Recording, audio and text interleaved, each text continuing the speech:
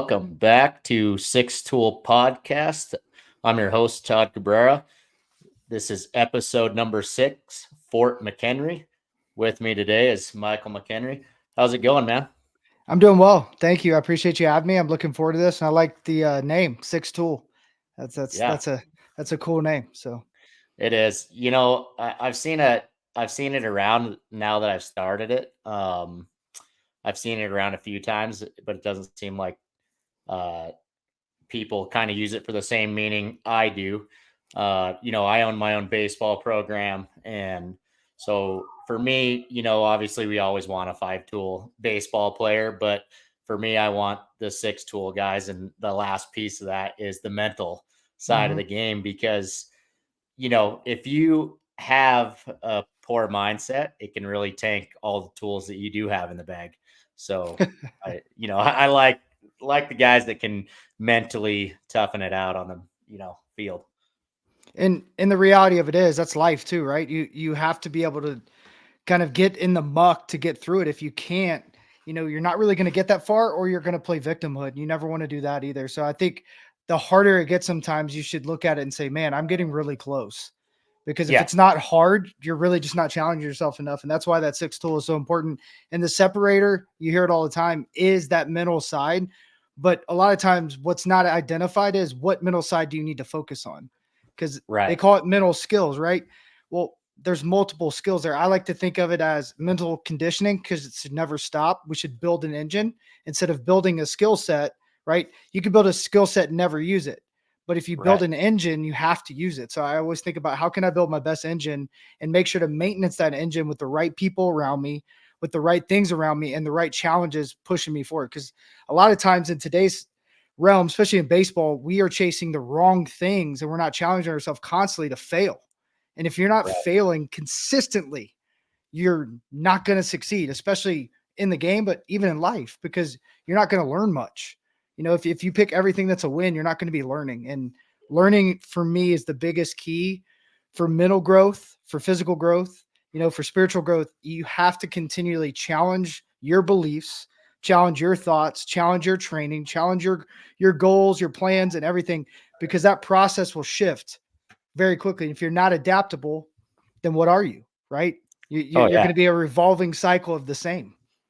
exactly. And I mean, I try to coach it into my athletes as well. I mean, failure is an opportunity, and every time it comes knocking at your door, it's an opportunity to learn about ourselves, learn about the game, and if we just embrace those failures, because we're already playing a very, very tough game. If you Mhm. want to make it far in baseball, you better get used to failure because it's right around every corner. And so if we can, change our mindset on how we look at failure and embrace it, I feel like we're going to be far superior as an athlete and as a player. So I agree. It's adaptability, and what are we willing to do to get to where we want to go?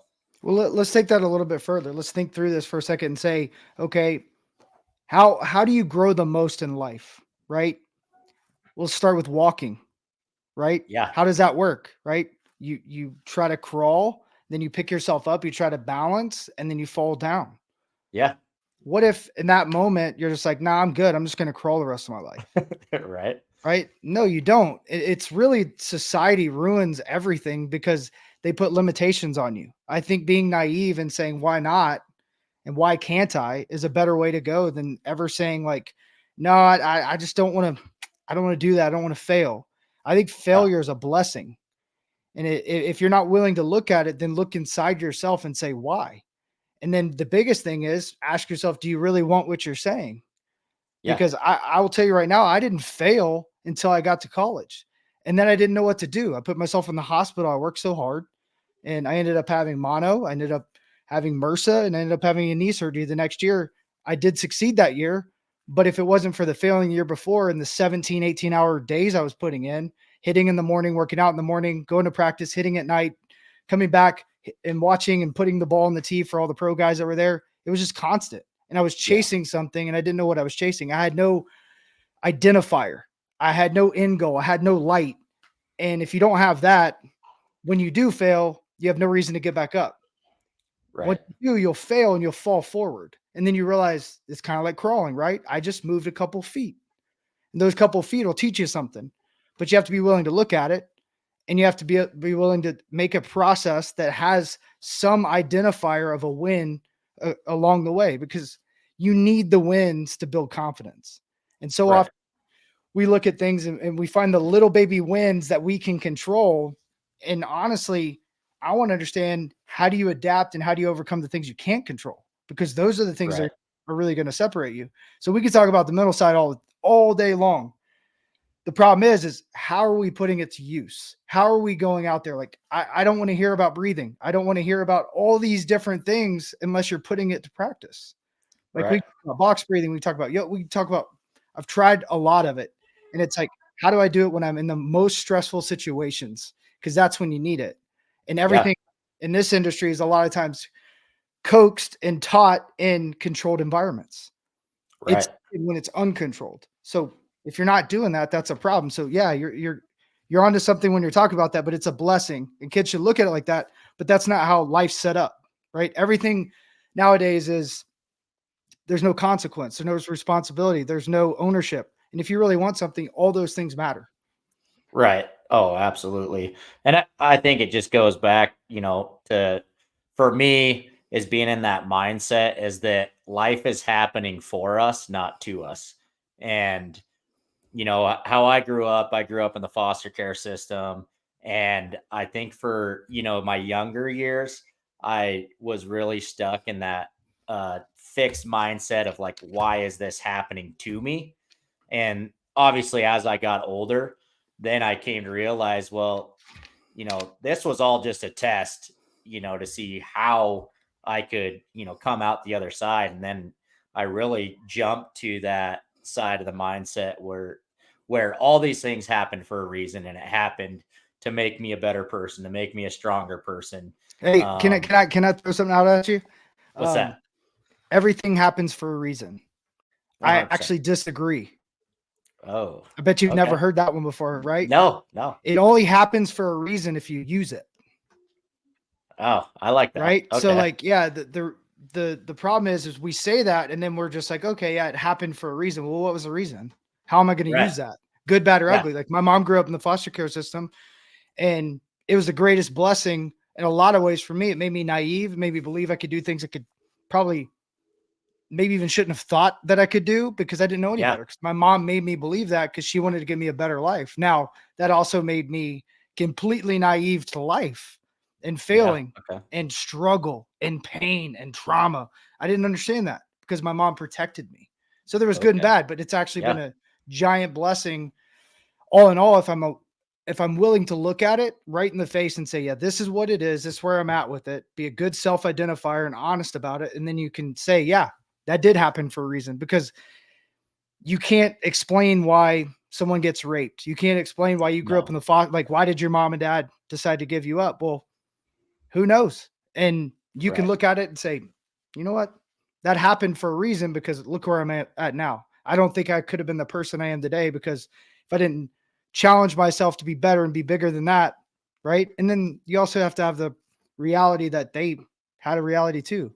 You know, Oh yeah. there's always two Yeah. sides, and it's cool when you start looking into it deeper and deeper, and you start to figure out, like, man, maybe I was wanted, and maybe that was a positive, and then Right. it's even more empowering. So yeah, Yeah. that's something I always tell people is like, yeah, it does happen for a reason if you use it. If not, then it just happened. Right. No, I like that. No, that's definitely a unique perspective, and I do like it. For me, yeah, it definitely I felt like I used it because now I'm to the point where I have my own baseball program. Like And you're we pouring don't. into kids, right? That's so Yeah, cool. yeah, and so for me, it gave me a drive towards baseball for sure because I always loved baseball as a kid, and then I just poured everything I had kind of into that cup, and then um, obviously in a way I think there was some bad there because I wrapped my identity into baseball, And then when I Common thing. Yep. yeah, and then when I got done, I'm like, "Oh, what am I gonna do with myself? Like, who am I even?" And then it took me a couple years and just kind of getting away to the from the game to really decide like who I was, who I wanted to be, and like how I wanted to use kind of my life. And then um, that's when I got into youth baseball, started a program. We created a program where there was no out of pocket expenses of the parents. We wanted to fundraise the money, get the right people in place to kind of make sure that every kid had the same opportunity, no matter what their, social economic status was for their parents. And we did that. And, we've been around for like 8 years now, going strong, and it's, That's and it's awesome. awesome. So I love it. And then I also get, with my coaches, I talk to my coaches that, about, hey, make sure, you know, that you are having an impact, because you don't know when a kid's going to walk through that door, and that's the best part of his entire day. So, be cautious of what we do as coaches, and so I think that's a big part, because for me, that was the best of my day. That's awesome. I love your So story. I going, really do. yeah, That's so I cool. So appreciate where do that. you want to take this thing? So kind of just going in. I mean, I followed you on social media. You Yeah, kind first of off, got thanks for a reaching out. Like yeah. No, absolutely. I I appreciate should you reaching commend out. you for that. I love when people reach out and they want to talk, they want to get real, and Yeah. it takes courage. So I appreciate that. No, and I appreciate you responding back. I mean, I'd be lying if I said that I didn't reach out to, more people and just get, Yeah. left on red or whatever. And I get it. People are busy and have, lives going on. And so when somebody does agree to come on and, hopefully help make an impact, I appreciate it big time. Yeah, So no problem. And something I would say about that is be persistent. Um, yeah, and if you annoy somebody, that's their problem. If you're really wanting to do good and you have great intentions, be persistent. And my wife says I'm the most persistent person she's ever met. And she said one day, she goes, your persistence just knocks down every resistance. I was like, I just don't know any other way. Like it's if I believe in something until someone tells me otherwise or teaches me otherwise, like why would I not be persistent? I'm doing disjustice to the thing I'm pursuing or the kid I'm trying to help or the project I'm trying to, partake in. So yeah, right. I say be persistent. And a lot of times, like, right now on my phone, let's see, I have 606 voicemails and 122 Oh text my messages. So like gosh. being persistent is important because you jump to the top, right? Oh yeah, absolutely. Yeah. Yeah. And I go through them every month at the end of the month and I try to catch back up. A lot of it is nothing, but Yeah. every now and then you're like, ooh, man, that guy was persistent. I like that. I'm going to jump on that thing. Right. Yeah, no, I was sitting in my house, I was sick, and I have a buddy, he likes to follow you as well. And Appreciate it. we were talking about you at work one day, and I ended up getting sick, and I was sitting in my house, and I was like, you know what? I'm just gonna shoot him a message. I was like, the worst that can happen is he just lays me on red like everybody else. I was like, Yeah. that's the worst. And so here we are, and so I'm glad you're here. So going in, I mean, just kind of you're drafted to the Rockies in the seventh round. Obviously, that had to be an awesome feeling coming out of college. Middle Tennessee State University. Kind of tell me about that experience for you. So I've had an opportunity to look back and reflect on my career, and I didn't do that while I was playing. I did it after I was done. I wish I would Yeah, have done it while I was playing. I was really good, uh, especially in high school. I was probably one of the best kids in the region, but there was no analytics. We didn't keep up with stats. I didn't yeah, know my stats until I got inducted into the Hall of Fame in 2015 in my high school, and I cried. I got tears right, to my eyes because I was always told what I couldn't do, even in the minor leagues, even the big leagues. So hearing that would have been really, really important for me. So it's really important for me to tell kids kind of who they are and help them identify, like you said, and wrap their minds around the right things. You should never chase stats, but if it helps you understand that, hey, you're bigger than what you think you are.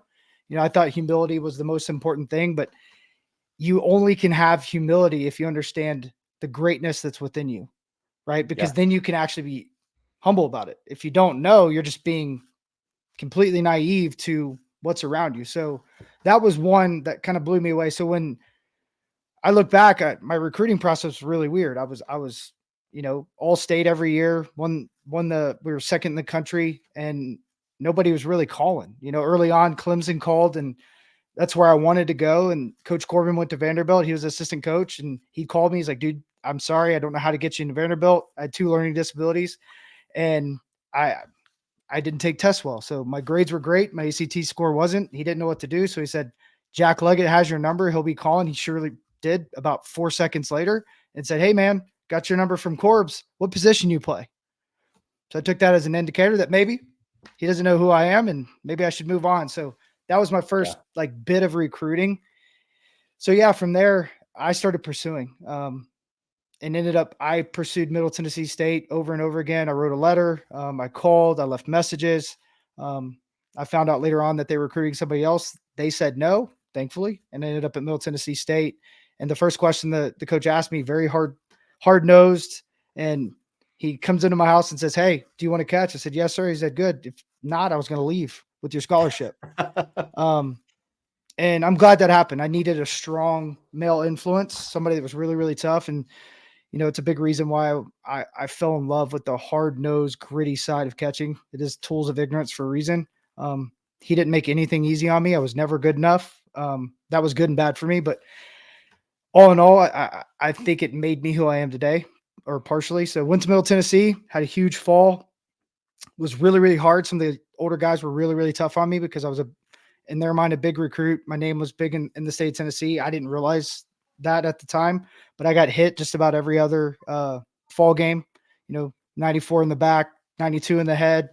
Yeah. And it was what it was. I just kind of looked on. Like I said, I was just kind of naive about everything, but I struggled. I hit 169. It was the first time I ever failed. And I went summer ball after that year, and I literally was putting myself into the ground every day, hitting and hitting and hitting and hitting. But like you wouldn't have thought that because my first game, I caught a perfect game. My Oh, first wow. hit in NCAA was a grand slam. And I had these highs of highs and lows of lows. We won 40 games. We got an at-large bid. Everything on the outside looked successful except how I felt and my numbers and what I knew because I'd never even thought about that. But I kept playing in left and I kept, you know, getting chances and I didn't understand why. And I didn't feel like I deserved it, which was even worse. So I was working harder and Right. harder and harder. But then I go to summer ball. Guy took me under his wing, struck out the first game 3 times and 4 at bats. And I was just defeated. I was like, what am I going to do? And my coach said, hey, tomorrow meet me at this address. It was the first time I was more than about 2 or 3 hours away from home. I was 9 hours away. I showed up and we hit for like 2.5 hours. And then that night I just went off and it didn't stop. And 2 years later, my goal was to be an All-American and get drafted in the top 10 rounds. And I did.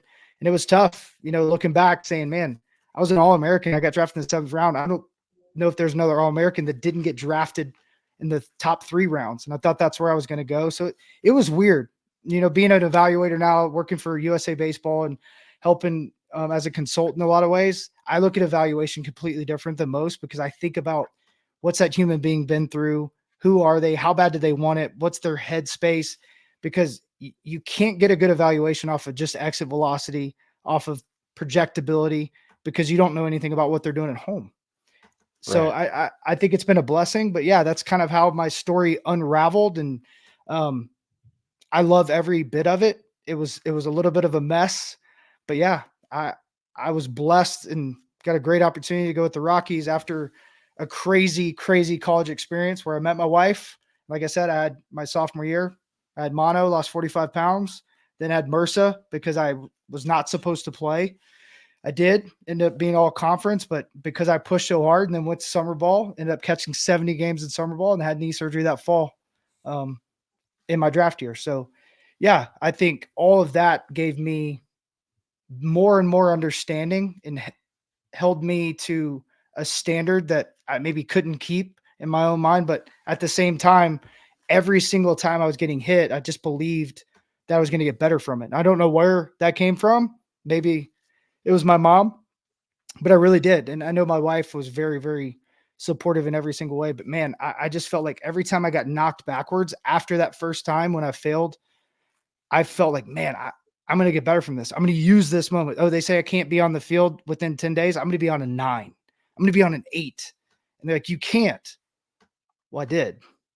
Right. And I always tell kids and any player I work with, like, don't ever accept anything unless you can prove to yourself that you physically aren't able.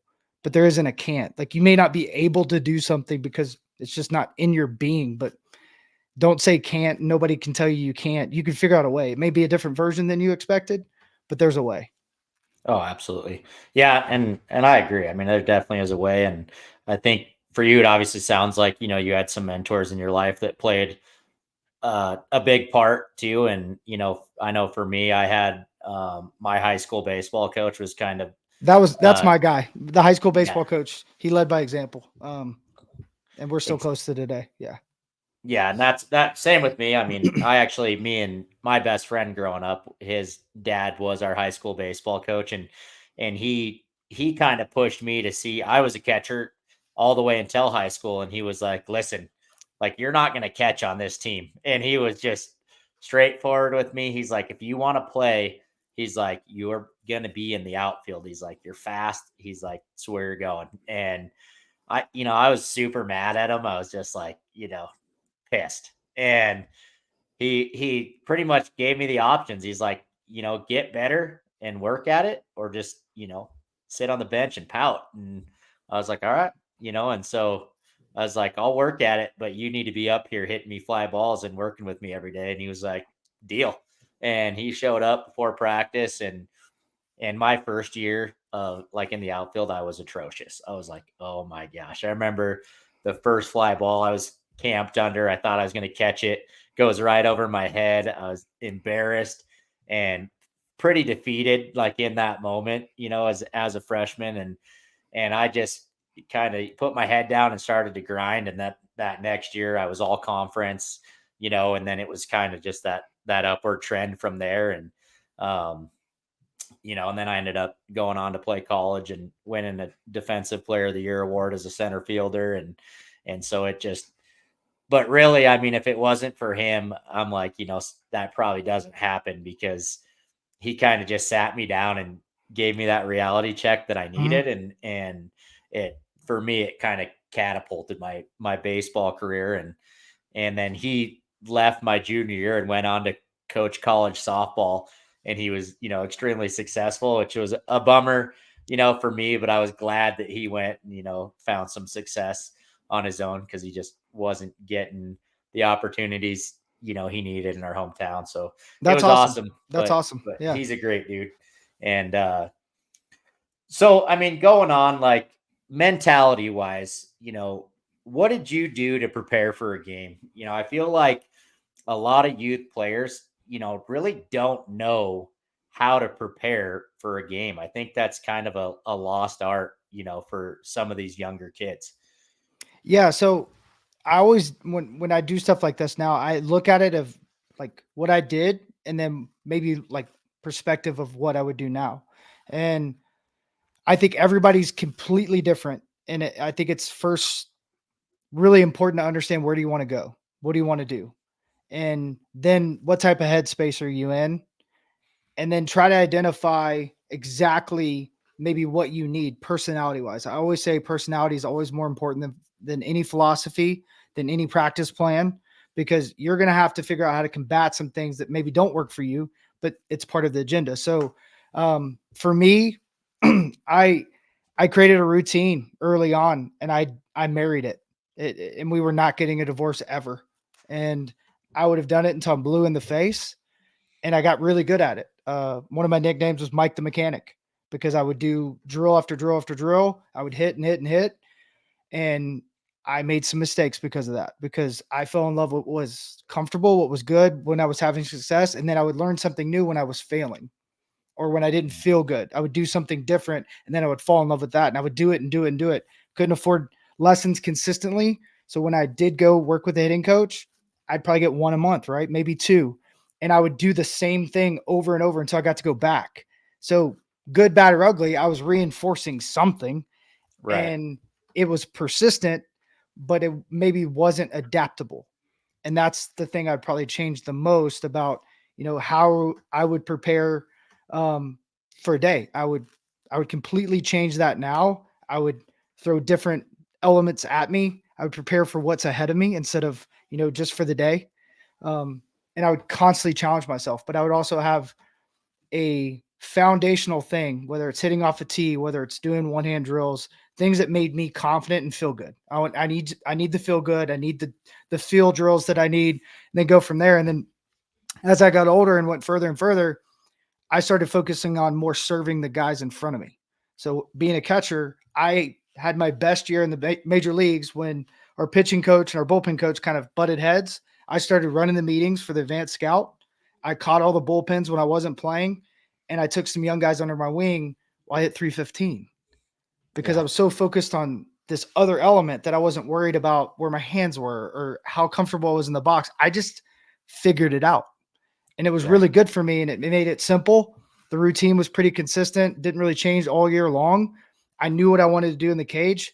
And then as I got older, I had to be more adaptable because, one year I got traded 5 times.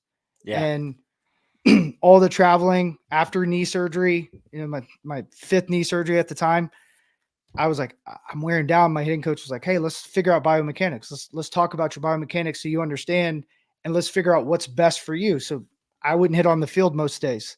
I would hit with just the fungo some days when I just felt tired, but I wanted the swings. I would change consistently depending on what I needed to feel or where I needed to go. And I had a great year. And then the following year, new challenges came.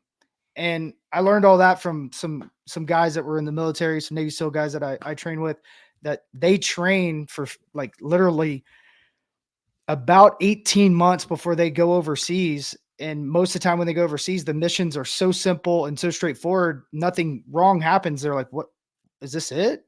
Because their entire training is based on how do you adapt and survive. Now that's an extreme version to think about it, but that's what I would change. But if you want to go to the simplistic of my personality, reading and affirmations.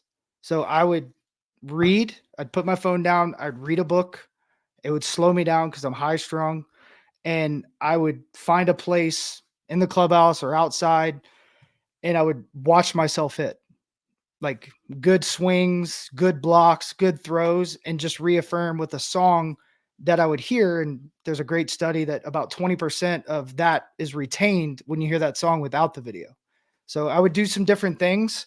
I found some things that I liked. I changed up year to year, but those are the two things that always seem to work for me. I still do it to today.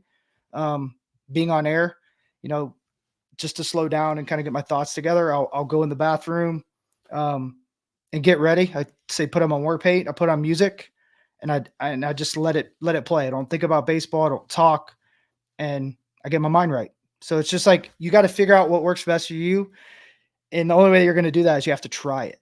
I've tried Right. just about anything. I'm not someone that's going to say, "Oh, that's dumb," if I haven't tried it, and even if I think it's dumb, it's not dumb for someone. Yeah. Oh, absolutely. I think, and I positive affirmations and stuff are amazing. And I try to So are tell my negative kid ones that yeah, if you they use them can be. properly. Yeah, right. Yeah. Yeah, and I try to, stress that to even my athletes, write this stuff down, read it before you go to bed. It takes 2 minutes, read it when you wake up. And I'm like, if you read this stuff before you go to bed, like it embeds it in your mind. And then that's the first thing you read when you wake up.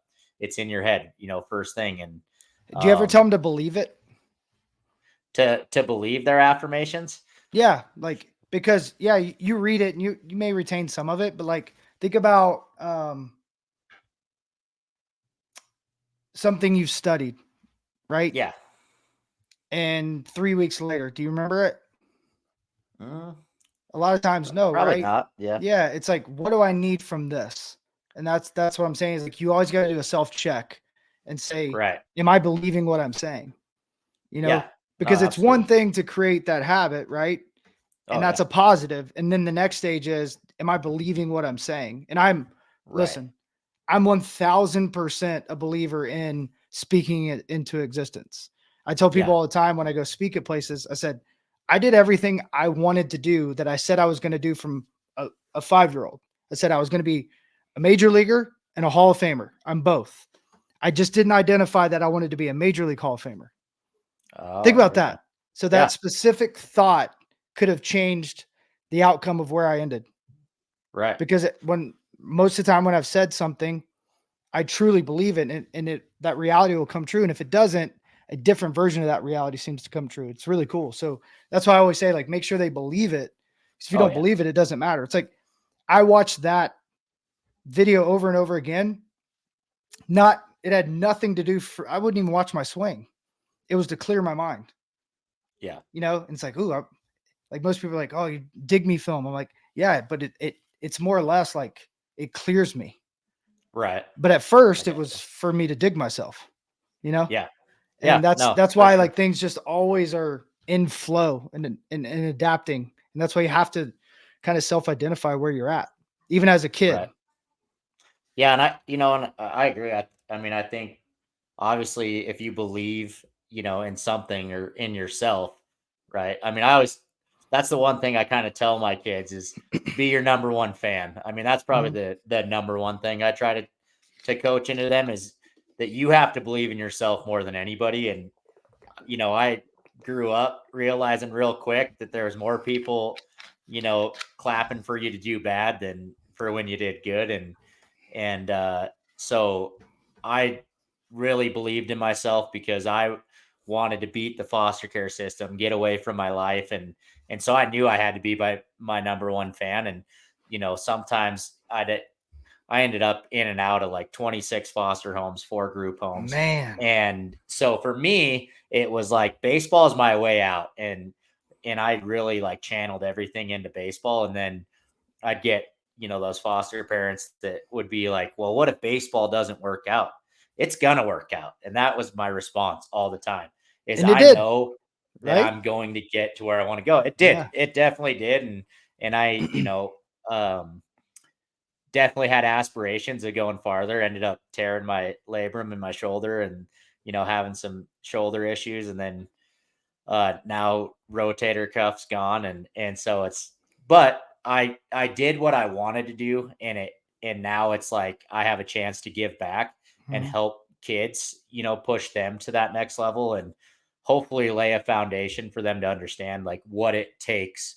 And then I can bring in other people to be those, affirmations and say, hey, this is a lot harder than you think. If you want to go down this road and take this journey, it takes a lot of work. And the game changes the older you get. I mean, the older I got, the more I realized how dog eat dog baseball was. And that um if you wanted it every year, I mean, it just took more and more work. And you could never stop trying to perfect your craft.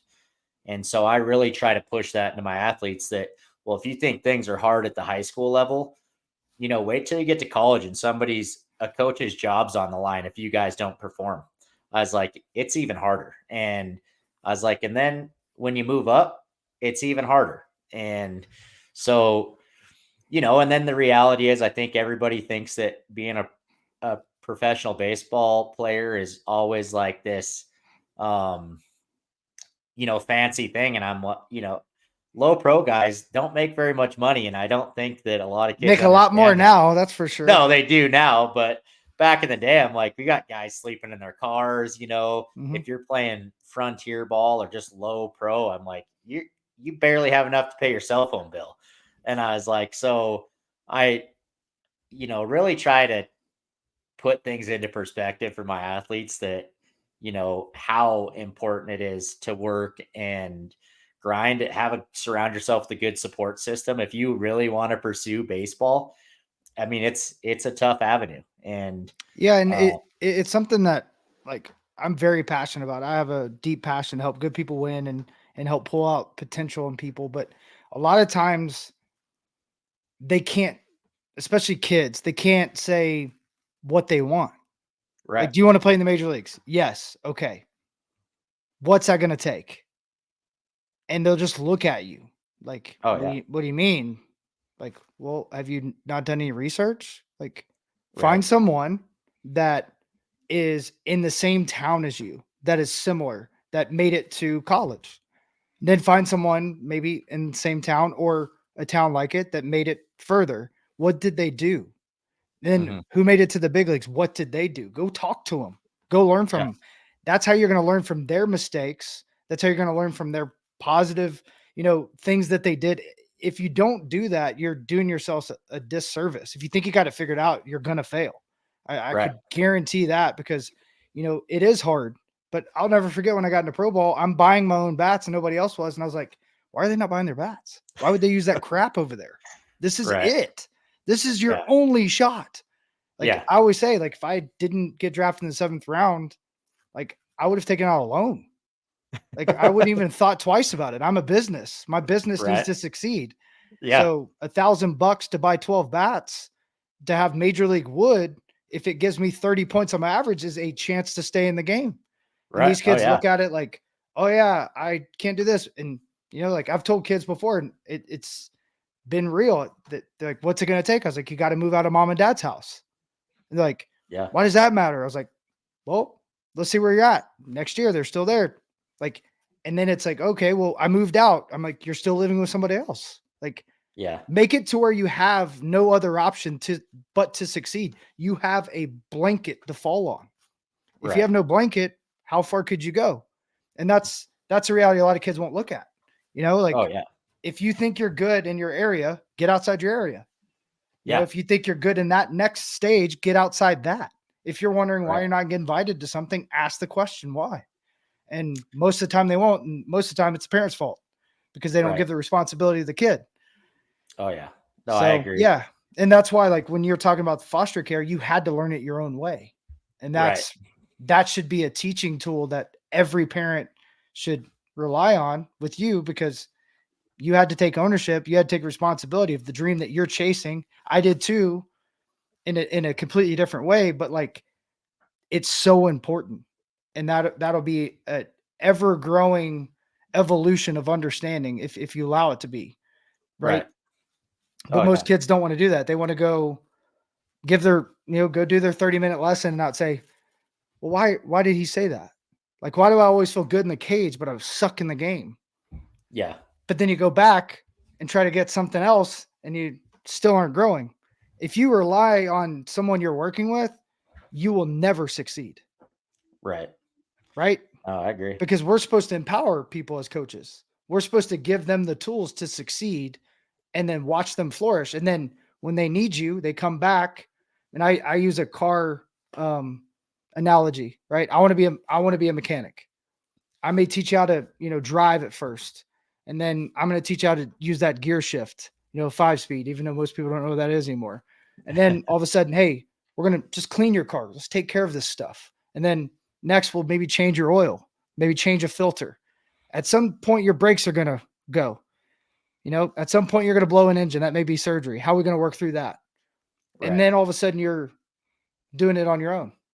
But bigger problems will come, bigger problems will fall, and you'll pick yourself up, you'll understand it, and you'll move forward until you pivot. Right. Yeah, no, and I agree. I mean, I think that with, going into that like belief with yourself, obviously for me, a big one that I always try to use is BFS, which is body language, focus, self talk. And so I have my players, I say, before you walk through that gate, you got to I check like these that. three things. One, we're going to check our body language. What does my body language say about me today? Like, am I giving off like big body language vibes, bringing energy to the ballpark? What's my focus? Am I worried about, my homework assignment or what my girlfriend's doing, or am I here to play baseball? And then what does my self talk say about me today? And, I tell them before you walk through my gate, that's our checklist. Like, I want to know what that you went through that list, and I want to know what you kind of came up with. Like, are you here to play baseball today? Are you, you know, giving yourself positive self-talk so that you can be successful when you come to practice or when we show up to a game. And then body language is a big one because I just tell them, be an energy giver, not an energy sucker, because Yes. you can take the wind right out of your team's sails if you walk in with poor body language. And so that's always a good one that I like to use with my athletes. And um, my I talked to him about it, and my wife made a good point today. She's like, "Do you just sit at the gate and never check them and ask them to walk you through that?" And I actually just kind of hope that they're doing it. But I was like, that's a good point. I was like, I'm going to stand at the gate next week, and before they walk through the gate, they have to answer all three questions, and I'll let them on the field. And so, Rite of um, passage. yeah. So next week's going to be kind of a rite of passage week for us, but just want to make sure that they're keeping those things in mind, and that not only are they setting themselves up for success, but their team. So gonna try something a little different with them, and because I do. I mean, I hammer mental performance with them, and we try to make sure that we spend a fair amount of time on mentality and perspective and mindset, and there's days where I'm just like, are we actually using these tools that I give you? Because there's days where I definitely There's am a way like, to there's find no that way. out really fast if you ever want to Yeah. try it. Yeah. What's I'm all ears. Throw them in chaos. Oh yeah. Yeah, like it, and you wouldn't even have to ask them at the gate, Right. right? Yeah. You'll be able to see really quick the response that kids have. The body language starts to change when they start, not getting the way they want. Like I absolutely love messing with kids. Like, if things are going really well, I may turn the switch, and like I'm just grooving the BP, right? And then I completely stop. I make it run in on them consistently, and they don't make an adjustment, and they're like getting frustrated. I'm like, well, what are we gonna do, right? Yeah. Or what? One of my favorite things to do is I just make them change. I make them literally take take the bat they're using, pick up a heavier bat, pick up a lighter bat. Like I cause problems that they have to adapt to, and it sucks. Like one Right. thing I Yeah. did recently with one of my little dudes. He's not little anymore. He's 18, turned 18 yesterday. He came up and stayed with us, and he was raking. I mean, just flat out killing the ball. Looked great. Had a great growing spurt. So I let him succeed for 2 days. And then on the third day, I crushed his soul in catching. I mean, just crushed him. And he was exhausted. And then we hit for an hour and a half straight, and he Oh wow. struggled. But that last 30 minutes, we slowed down. He got mad, he got frustrated, and he finished remarkably. And the whole thing was like, I literally made it to where I wanted him to just completely flat out fail because he was literally just in a great place. And that's the teaching point he needed. So yeah, you got to find that, because if they can't deal with that, it's going to come, right? But it Yeah. tells you everything, right? You put them in something that it's almost fight or flight. How do they respond? Right. And that'll tell them more about themselves and tell you more about them than you'll ever need to know. And I think it's so important. But think about it. How often do we do it? Right? How often do Not we, enough. yeah, hardly ever, right? Like, Yeah. how often do we tell kids, run, like, go, like, figure it out, right? No, they don't. So they never understand the threshold they have. They never get to experience living on the edge of their ability, right? So then Oh we yeah. get mad at them, right? Why didn't you round the bag? Why didn't you get there? I'm waving you on, because they're in the back of their mind already saying, all right, don't get out. Don't get thrown out. Be careful. Instead of, no, like, play with your hair on fire. Go Oh yeah. fail as much as humanly possible. And then at the end, we'll be okay. Oh, 100%. So yeah, I challenge you to do that. I think it's Yeah. fun, you No, know? yeah. Well, so I mean, I do like that. The other day, like we do these triangle drills, right? Where we'll take Mhm. off at home plate, run one foul pole straight across the other, Oof. and and they're tough. And then you got to come all the way home, and so I'll make them run a few of them, and then we'll start timing them. And then it's like, hey, you guys got a minute 15 seconds. First two kids done are done. So then then they're just, all of them just take off, just hauling, and then they don't make it. And then you kind of see, you get your top two, and then you do it again. All right, next two done, and then we just do it again, and they're all pushing, and it's they empty the tank right off the bat because there's a strategy to it. You got to be able to, everybody wants to take off like right away and sprint. And they're like, oh, if I burn everybody on the first stretch, then I'm going to, smooth sail the rest of it. And it's like, no, I got it. It's reverse. Like, I Right. want to take my time. And then when I hit that last pole coming home, I'm going to empty the tank. But so many kids, they get in that mindset where they just pull the trigger too early. And I Mm-hmm. actually got that from a college baseball coach that I had. He used to make us do it. We'd run 5 of them, and then the 6th one was timed, first one done, and would get to be done. And then everybody else had to keep running. And then he would keep setting numbers of how many got to be done. And it was 100% just a strategy thing. And, understanding that, hey, like my mind's going to tell me I can't before my body gives up. Like No my doubt. No body doubt. will go through so much more than what my mind tells me that it can. And so it's just being able to break through those mental barriers. Yeah. And you have And to get, a lot of times it's a physical thing that allows you to get to those barriers. oh, I think about 100%. it with hitting a lot. Like how often do we swing to exhaustion till we break down and then they're like, oh crap, what do I do now? Right. Yeah. And we don't, right? Everything is about, especially nowadays, I mean, with analytics and all these things that evaluate you, we don't spend enough time of understanding what one, that evaluation means, where is it going, how is it impacting me, and what do I need to do with it.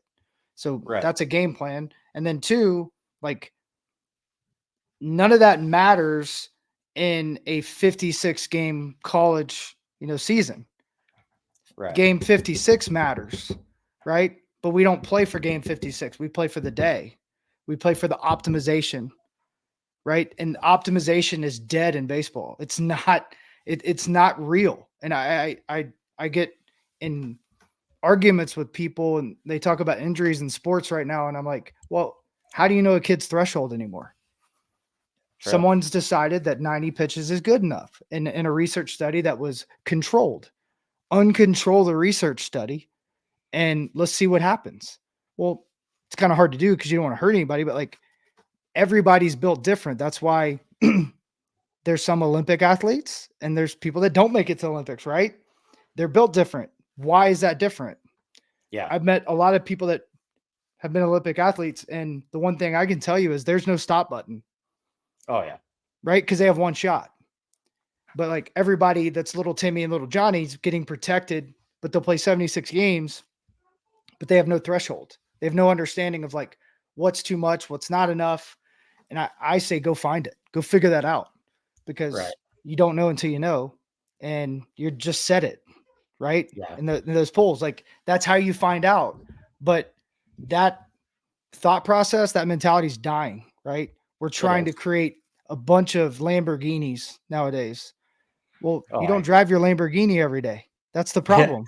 You Yeah, drive your right. Pinto and your Civic. So like I'd rather soup up my Civic and have 350,000 miles on it, right? Yeah. But like No, no doubt. you put that in perspective, right? Everybody can afford a Honda Civic, right? Very few people can afford a Lamborghini. That's like talent.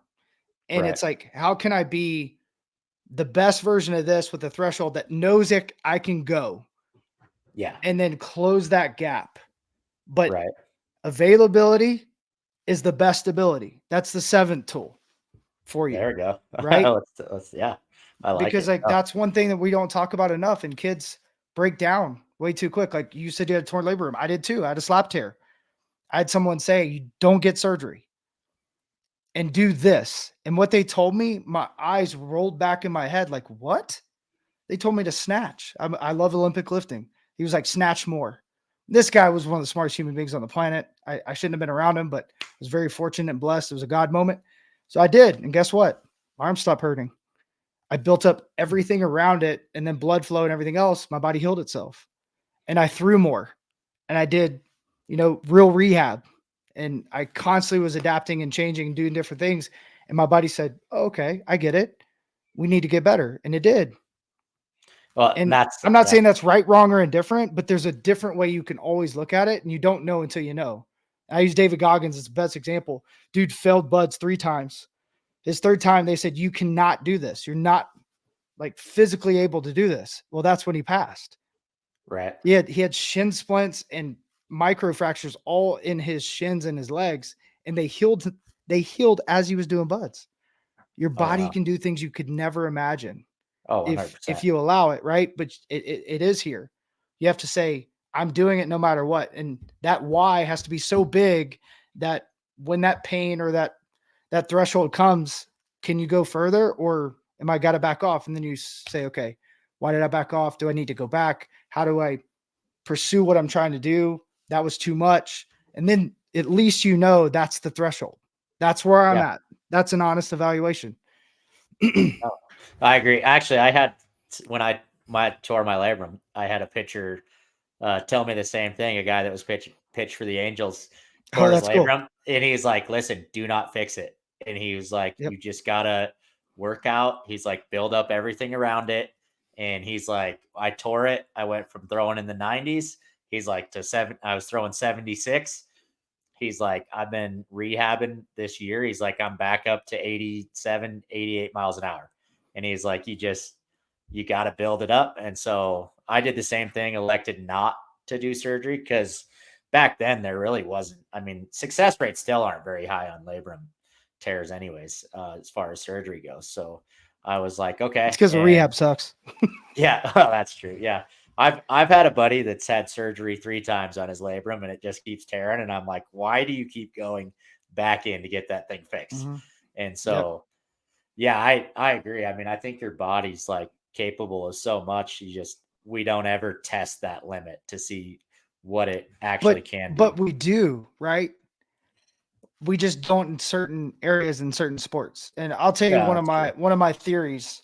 Um, Even though you didn't ask, I'm going to tell you anyways. All I right. wanna hear Um, it. so I believe in 90%.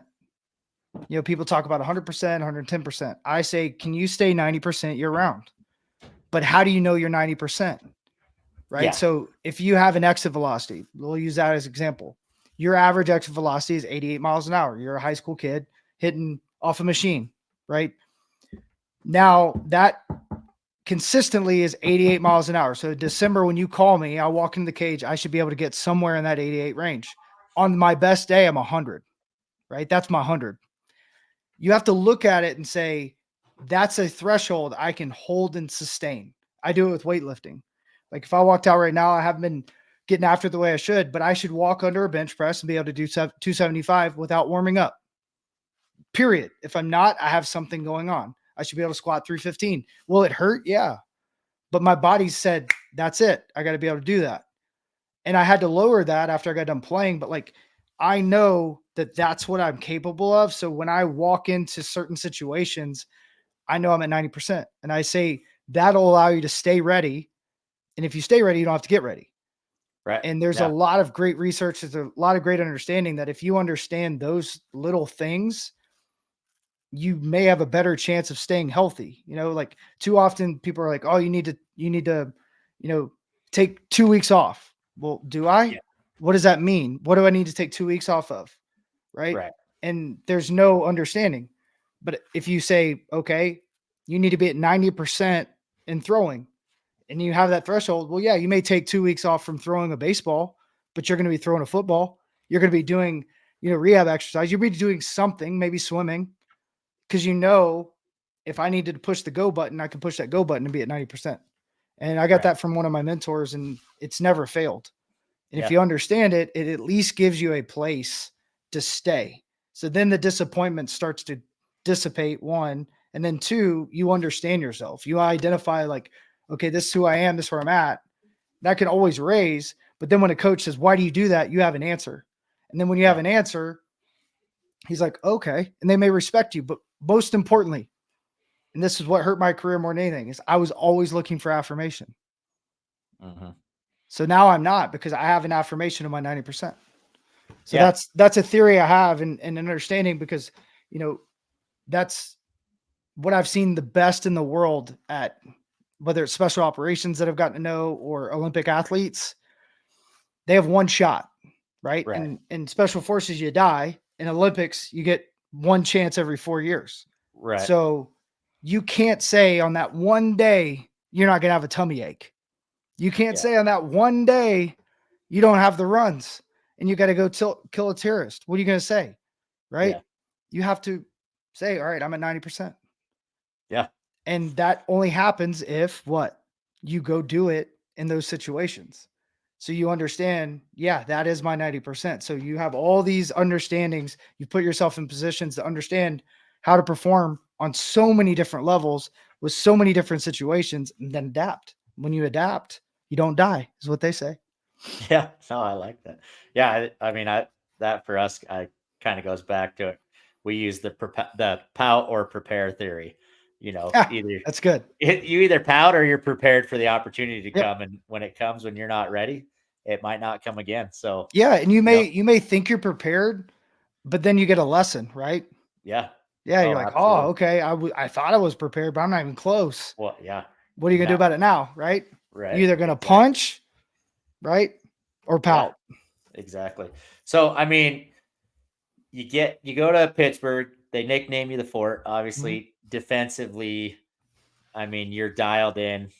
Not and I mean, going into like catching, I mean, there are so many right now. I feel like that is probably one of the number one arguments mhm, that I see right now. And probably to me, like in coaching, probably one of the most underperformed areas of coaching is catching. And there's the other day, you know, I have a couple colleagues that were college baseball players that talking about, the stances and what's best. And I was going through your stuff, and you're kind of just more on the lines, it seemed like, of, what's comfortable is what's best. And, um, you have some different perspectives on catching. A lot of mhm, coaches get over the top of the ball, and you don't coach catching like that. You have some good theories behind why you wouldn't want to do that, and just get the ball back in front of you,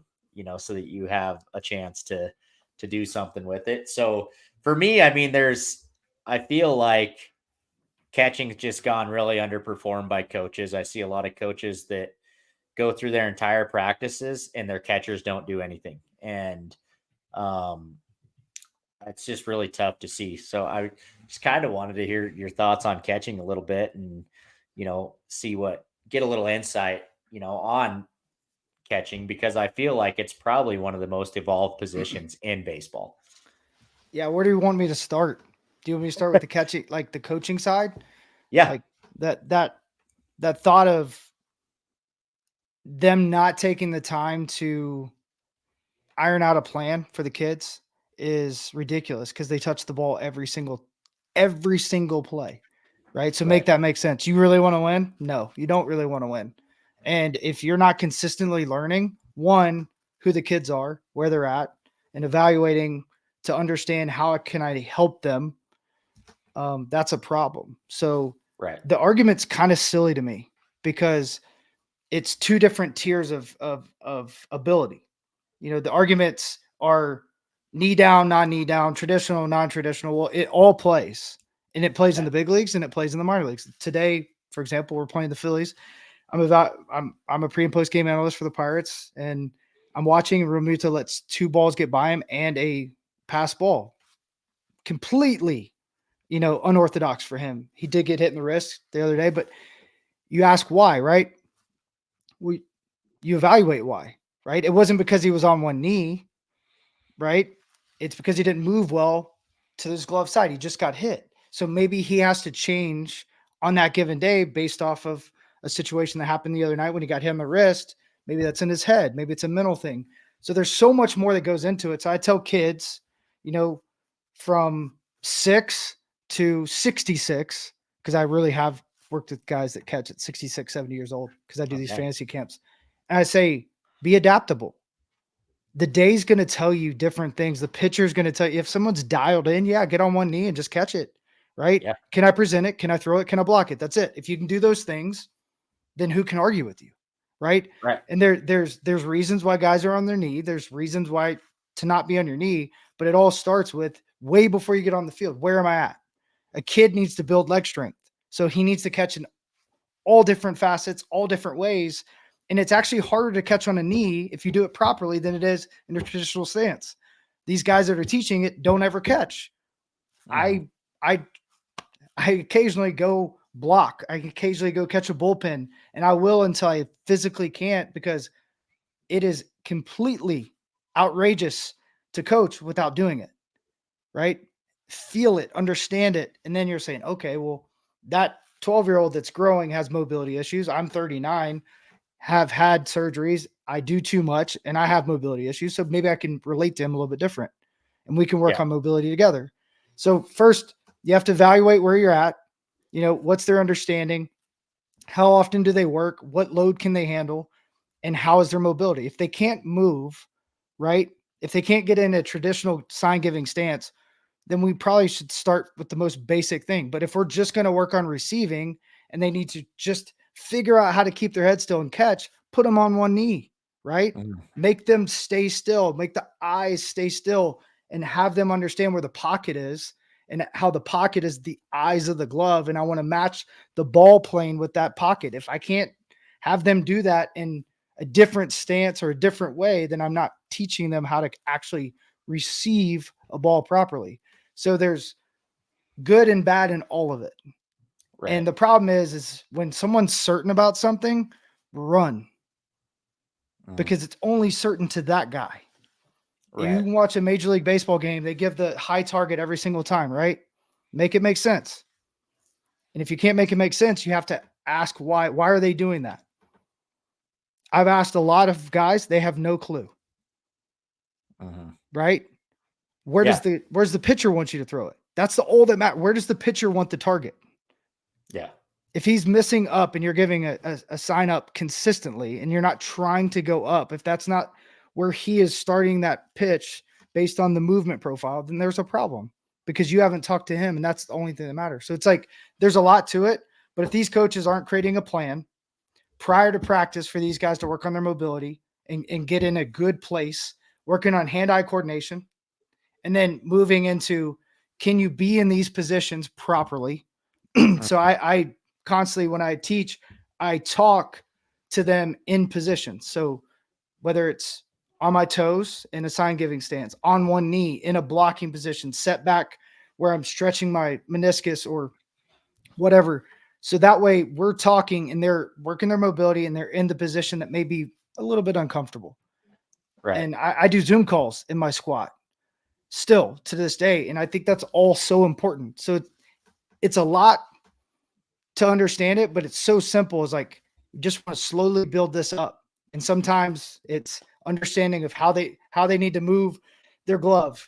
And that may be in a one knee stance, maybe left knee down, maybe right knee down. It's based on how they move, how flexible they are, what their mobility looks like, and honestly, what they're doing on a daily basis. Because you're not going to make anybody better if they can't stay in a squat and catch.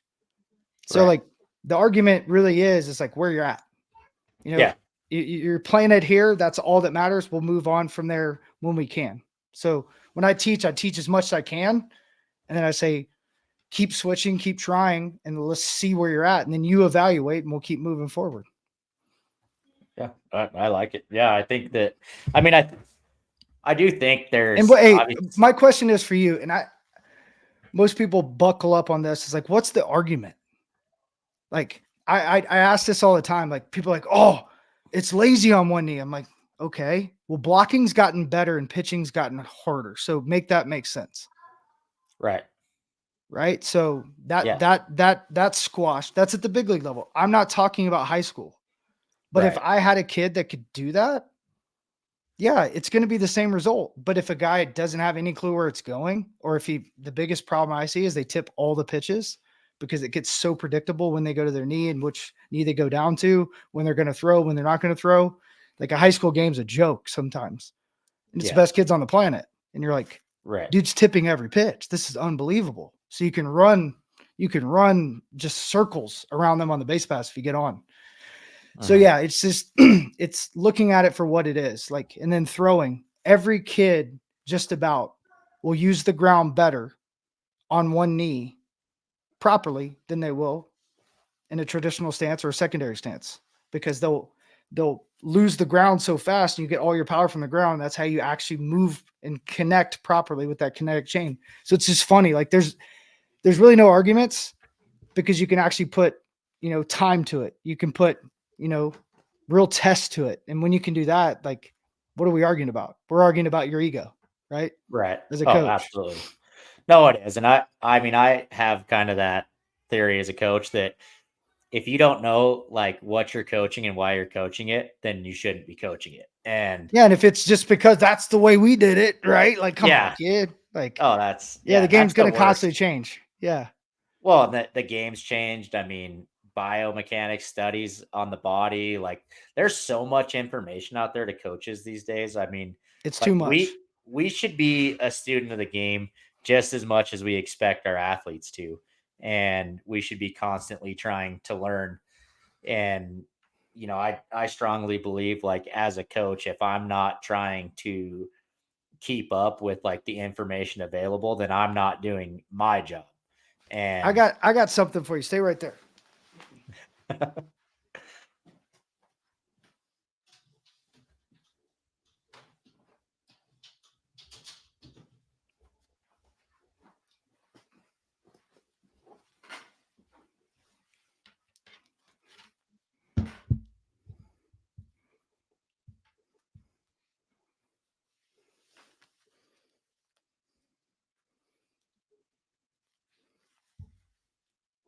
All right. You know what this is, right?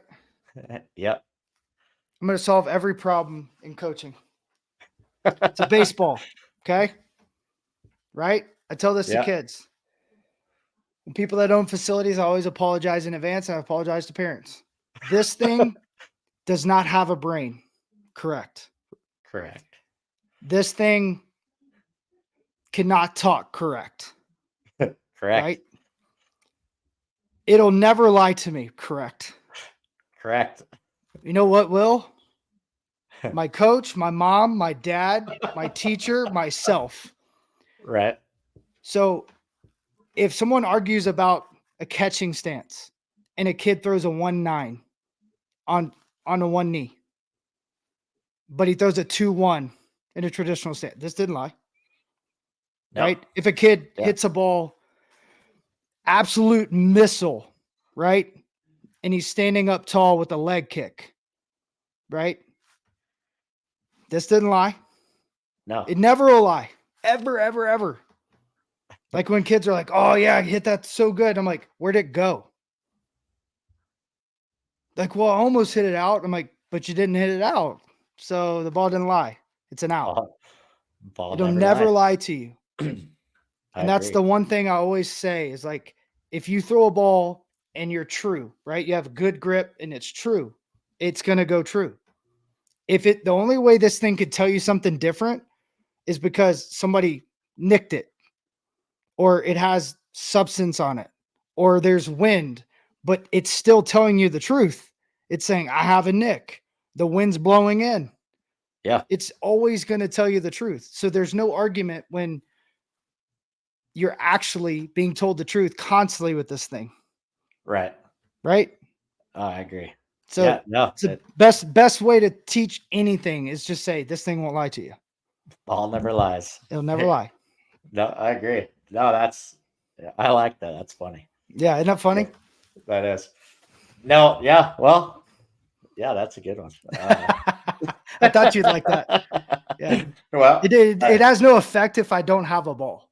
Right. Because No, you're like literally thinking like, yeah, dude, it doesn't have a mouth. Like it doesn't think. Yeah, it really won't lie to me. You're right. It never did lie that's to me. true. Like when it hits you, it hurts. Like, It does hurt. yeah, it does hurt. Yeah. Yeah, So that's good though. But so I mean, just kind of maybe touch on a couple more things, and yeah. I'll let you get on with your night. But what for you? Like, if you could give, you know, youth catchers advice or just ball players in general, what advice would you give them besides the ball doesn't lie?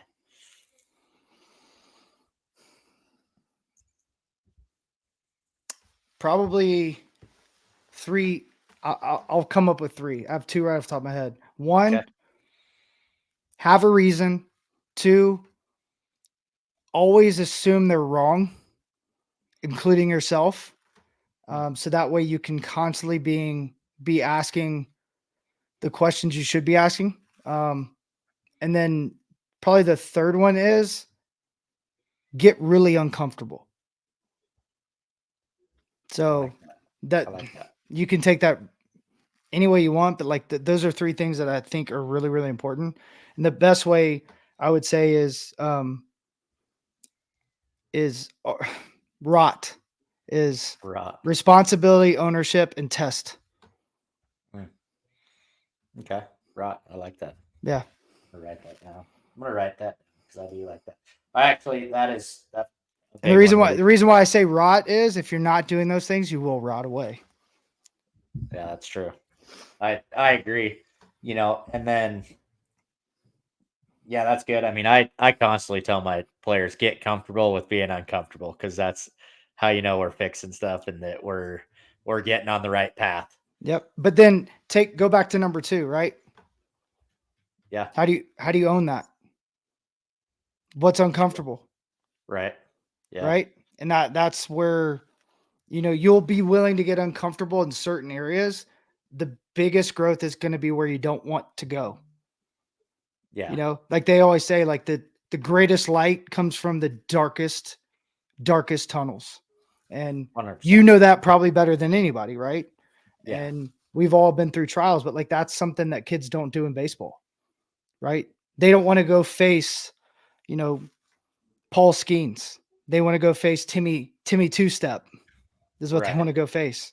But you're going to learn more about facing Paul Skeens than you're going to, probably get from, Timmy Two Step. But also, same thing is never take a challenge for granted.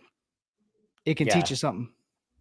No, it can, and I think that's like coming in obviously to whatever we're doing, and for me, I like to use just the word win, and it's what's important now is what Mm, we use it for, and what's important to you now, and that's is it hitting a home run or just being a more consistent hitter, and or whatever it is, I mean, I try to make sure that we do have a deeper understanding of what it is we want and our why as to why we're doing things, and um I actually came I out like with that. my own mindset journal, and the first Cool. page of it is, find your why, and they have to give me a specific goal, and it's what do I want to accomplish and why, and they have to go into depth of why they want to accomplish this,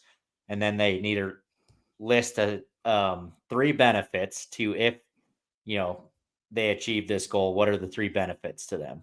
And then sacrifices. Give me 3 to 5 things you would have to sacrifice as an athlete to achieve your why. And then I make them write a mission statement at the end, and so each one of my players will get one of those journals. I actually just like published it and just came out with it. And the last couple weeks, and my first set of journals is showing up this week, and so every one of my players will. Congratulations. That's awesome. Thank you. I appreciate that. And then we'll kind of go through like gratitude because I think it's extremely important that Mhm. we show gratitude and really like recognize the things and people that we're grateful for. And then there's an affirmations page where they're going to write down their affirmations. And then um, I have them write down something that inspires them. And then there's a whole list of things, but it's, I love it's it. I actually love pretty it. cool. Yeah. Hopefully, It puts action behind things. I love it. it does. Yeah, exactly. And I think that, journaling is important. And I think that um, I tried to make It's underrated. Like it really is. I hate writing. It's so good for me though. It Um, is. Yeah. but also like this is good. I tell people all the time, like go have a conversation. Oh, right. You'll Yeah. walk through your Well, thoughts and you won't even realize it. Well, a network. I mean, I think that having a network of, and having people that you could turn to maybe pick their brain on things is huge too. Mhm, And that's something I really push is, create a network.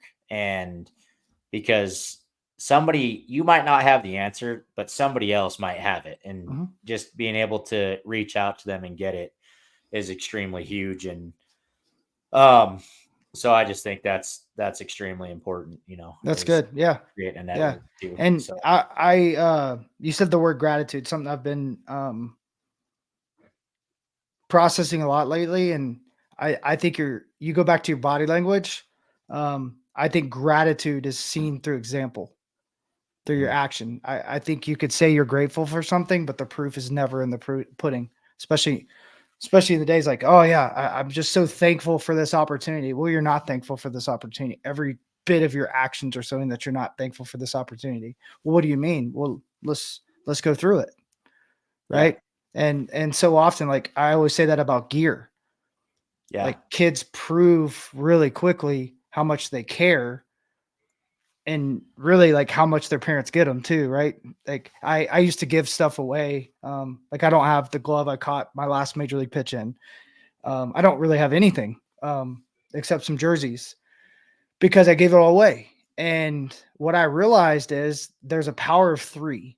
I do it once, they're appreciative. I do it twice, they're kind of starting to expect it that third time, they're not grateful anymore.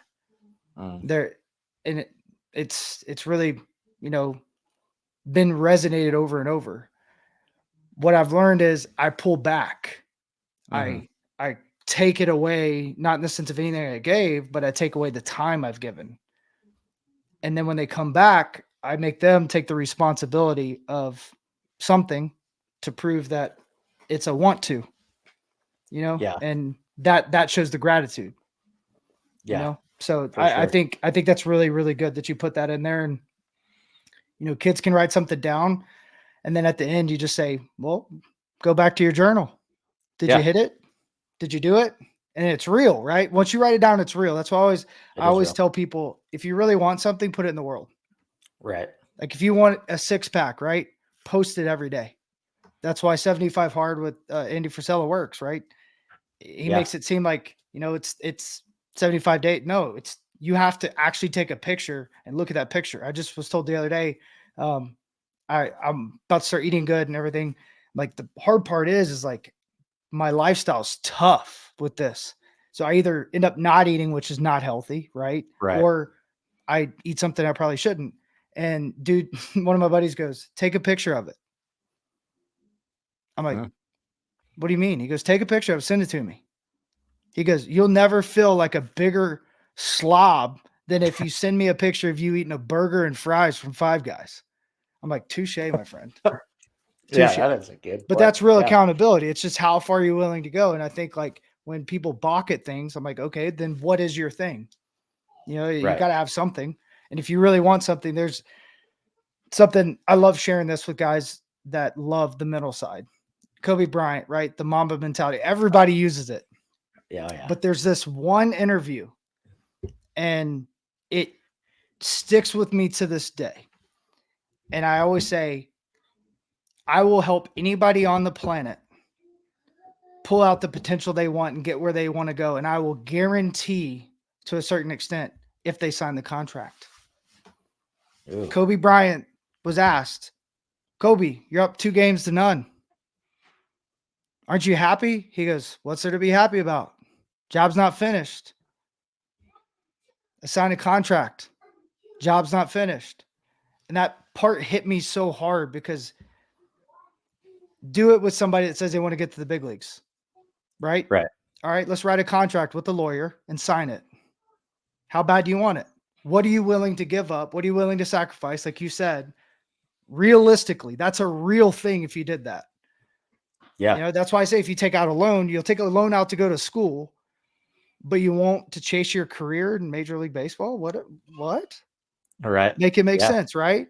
Yeah. And that's the whole thing is like you start asking those questions. That's why I go back to, why I think it's so important to ask those questions and assume you're wrong always and challenge what you believe and then you're going to solve a lot of problems because you're Yeah. actually going to attack the problems. You're not going to assume you have anything right. Because if you think you have it right, that's another problem. Yeah. You know, Exactly. because there's going to be a new issue that's going to arise at some point, and you're going to not be ready for it because you think you had it. Right. So Oh, I yeah, agree. yeah, No, sign I that like that. contract.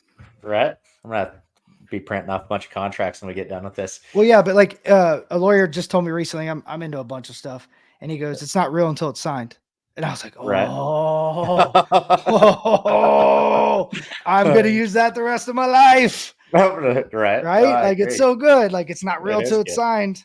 That's true. Yeah. So, like, on to that, for you, what was like the biggest challenge of your career, and how did you personally like overcome it?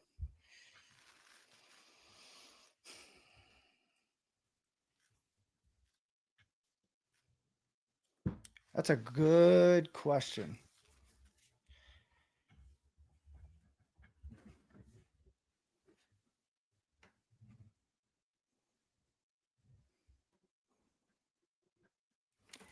I was for me, there's probably two things. One, I didn't know what to do with success. Mm. Um, I was, and what I mean by that is okay, I'm gonna explain it this way. So I told you I did some training and stuff with some military guys. Yeah. I did like a mini version of Buds, and it was very elementary, but like the physical part wasn't. I wanted them to throw grenades at me and do weird stuff, but they said liability, and I said whatever. Well, I went out week after week, and like nothing was happening. I'm like, well, like I want you to break me. Yeah. Like, I mean, I'm throwing up. I fully cramped. Like everything that could go wrong went wrong, and they made it miserably like frustrating. But the day I broke was I couldn't finish a task because I had to bring a friend that wanted to chase the same, wanted to make to the major leagues. I was in the major leagues at the moment, and I watched him suffer, and I couldn't finish a task to make it stop. And in that moment, everything clicked to me. I didn't know how to separate my, maybe it's people pleasing, maybe it's like I don't know. Like people say be selfish. I think it's being understanding of who you are and where you want to go, and understand that doing the right thing and pushing towards your goal is always going to help the people around you if you do it with humility, you do it with grace, and you do it with love. So I was always taking myself and putting myself behind and elevating people in front of me constantly because I thought it was the right thing to do, and it wasn't. It was the wrong thing to do most of the time. And I got hurt by that a lot. And that's hurt me in business. That's hurt me in my marriage. That's hurt me in everything I've ever done because what I think is right is the thing right in front of me, the thing I can control. And I can still elevate this person, but they can come along with me. I don't have to come down to them. So that's one. And two, I was way overcoachable. I was super naive. I believed too many things, and every coach has an agenda. Most of the time, it's good. Most coaches are good. Even that good coach has a limit, right? And if you're not questioning that limit, they're not growing. And if they're not willing to grow, like you probably should find a new coach. And if you're paying someone, there's the fact that you're paying them. And if they don't have accountability, you're paying them for what? Right? And so it's all that. Like I would just look at things different. Like life is very hard. I wouldn't be as naive. I wouldn't be as, you know, coachable, and I would look at things for what they are, and I would chase the dream in a completely different way. So like that's tough. I've been able to really look at all this stuff in a deep manner. But the simple fact is, I would say this for every kid is if you want to understand where you want to go, map out the plan, like you said in your book, of where you want to go by going to it and walking back and say, what is every reason I won't make it? And then start fighting like like hell to Mhm. combat those things. And Right. then you'll probably make it. But if you Yeah. don't, they're going to come anyways. So Yeah. that's the easiest way to put it. That's extreme, and there's I think levels to that, and it's where maybe you're at, and it's just really what the kid's willing to do at the moment. Because like you Right. don't have to be in a cage to get better hitting, right? You don't have to be on a mound to get better at pitching. There's thousands and thousands of ways to get better. You can read a book, you can watch, you can listen, you can ask questions, you can listen to a podcast. There's so many cool ways to do it. It's just like, what are you willing to do right now? Right. What are you willing to give up right now? And Yeah. then when that next stage comes, which it will come or it won't, and if it doesn't, you've kind of proven it to yourself. And the last part I would say is find somebody that will be so real with you and trust it, but at the same time fight back when you don't believe it. And if they Yeah. hold on and they stay with you, that's your guy. That's your girl. That's my wife. That's one of my mentors.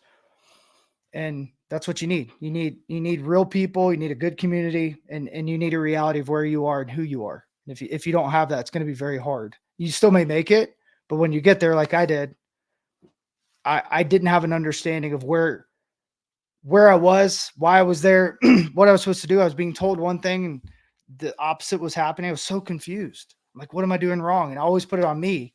And I'm like, well, maybe I'm not doing anything wrong. Maybe I'm just not doing the right thing, you know, Yeah. because I didn't know because I wasn't asking the I right like it. people. Yeah. I like it. I think that's uh great advice. Hopefully, again, the goal is, if you reach a million people and we impact one, then we did our job. And I Yeah. appreciate, all your words, and, hopefully Hey, the when viewers you said that, appreciate what you had to say. when you said that, I gotta tell you something. That one person could be Jesus, It could. right? You could impact the president. You could impact someone that, like let's say it's Billy Graham, right? You Yeah. could impact Martin Luther King, Jackie. You don't know, right? No So I always idea. say, like, Right. meet people where they're at, and you have no idea the impact you actually maybe had on someone until years. And it's been such a cool thing for me, and it's pulling me out of some of the worst places of my life because I get a phone call and a thank you of something Yeah. I didn't expect, something most of the time I didn't even realize I did. And it's like, dang, I needed that. So Yeah. like that seed that's planted, you don't have to be the one that waters it, right? Right. You may meet someone that has a seed planted that just needs some water. You may water it, right? You don't know which version of that process you're going to be in. You may be the closer, right? Yeah. You may be able to finish it out to help them get to the top. But there's a village that helped them get to that point. And that's the coolest part. So that's exactly right. It doesn't matter. You just try to create a ripple and hope that ripple turns into a wave. And I want to make a tsunami, but I I don't like have it. to make it. No. Right. Have you ever heard the thought? I think it's a Chinese proverb. You plant a tree not to enjoy it, but so someone else can, Oh yeah. right? Okay. I like Like that. most people that plant a tree never get to enjoy it, right? You end up moving because it takes 10 years to grow, right? Yeah. I agree. But like you think about this is better for this space. This is just better. So you leave things better than you found them always. And it's such a good feeling. Me and my wife are really bad about that, of not enjoying it enough, and we make it better for everybody else. But Right. it always does feel good when you leave something and you're like, man, I left it, and whatever happens from there is what it is. But you could say, I did my part. So you feel good. And then you may get something down the road that's like, boom, right when you needed Right. Oh, it. I agree. And that's just going into that. It's just funny that that's where you went, because, like, I have a lot of the same ideas. I'm telling players all the time, like, hey, if you say you want something, I promise it's never going to grow in the clouds. Like, plant the roots Oh, now. Ruth. Yeah. Like, let's just plant the roots, and then you got to, watch it grow. Like, but we can't grow things in the clouds. We have to plant the roots. Yeah, no And doubt. so, No doubt. so And yeah. you know, So no, you know what's in the soil? Weeds. weeds. There is a ton of those. Yeah. Yep. For And you got to sure. pull those weeds. Yeah. You do have to do that. Some yard work, so for sure. So, Yeah. That's awesome. well, awesome, man. I appreciate the time, Mhm. and I appreciate, you coming on, and, sharing your look and your insight, and hopefully everybody gained something awesome. I know I did, and I'm appreciative of, the opportunity to have you on the show. So, For everybody watching, that will conclude episode 6, Fort McKenry. Appreciate you. God bless you. God bless you, man.